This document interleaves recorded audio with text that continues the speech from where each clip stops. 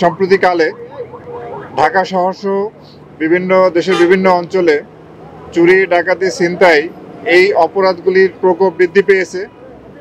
তো আমরা rapid action battalion আমাদের ঢাকায় 5টি এবং ঢাকার বাইরে 10টি ব্যাটালিয়ন সহ আইন শৃঙ্খলা রক্ষাকারী বাহিনীর আপনার পুলিশ, ডিএমপির যারা আছে তাদের সাথে সমন্বয় রেখে আমরা কাজ করছি এই অপরাধগুলি নিবৃত করার জন্য। ইতিমধ্যে বেশ কিছু ছিনতাই, চাঁদাবাজি, দস্যুতার মতো ঘটনা ঘটেছে। অতি সম্প্রতি রাজশাহীগামী একটি নৈশকোচে ডাকাতি সংঘটিত হয়েছে এবং সেখানে মা বোনদের সম্ভ্রমহানির একটা অভিযোগ আছে।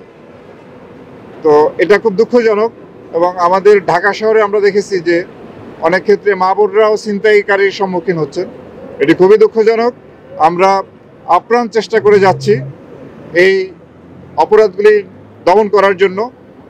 রাজশাহীগামী সেই নৈশকোচের ইতিমধ্যে বেশ কয়েকজন দস্যু গ্রেপ্তার হয়েছে এবং তাদের বিরুদ্ধে আইনগত ব্যবস্থা গ্রহণ চলমান আছে। আমরাও ইতিমধ্যে পুলিশ, র্যাপিড অ্যাকশন ব্যাটালিয়ন এবং আইন শৃঙ্খলা রক্ষাকারীর অন্যান্য বাহিনী এবং যৌথ বাহিনী ইতিমধ্যে বেশ কিছু ছিনতাইকারীকে আমরা গ্রেপ্তার করতে সক্ষম হয়েছি।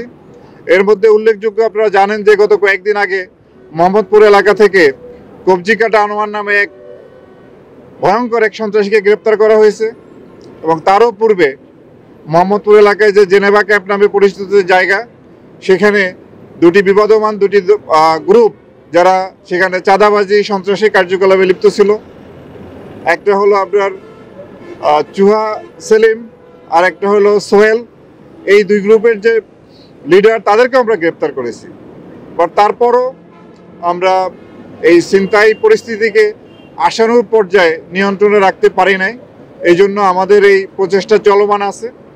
আমরা আমাদের ব্যাটালিয়নের যে আপনার টহল, সেই টহল আমরা বৃদ্ধি করেছি, চেকপোস্ট বৃদ্ধি করেছি এবং আইন শৃঙ্খলা রক্ষাকারী বাহিনীর সাথে সমন্বয় রেখে পুলিশ, ঢাকা মেট্রোপলিটন পুলিশ এবং অন্যান্য মেট্রো পুলিশের সাথে সমন্বয় রেখে আমরা আমাদের গ্রেপ্তার অভিযান জোরদার করেছি এবং আমরা গোয়েন্দা তথ্যের মাধ্যমেও তাদের গ্রেপ্তারের জন্য প্রচেষ্টা অব্যাহত রেখেছি।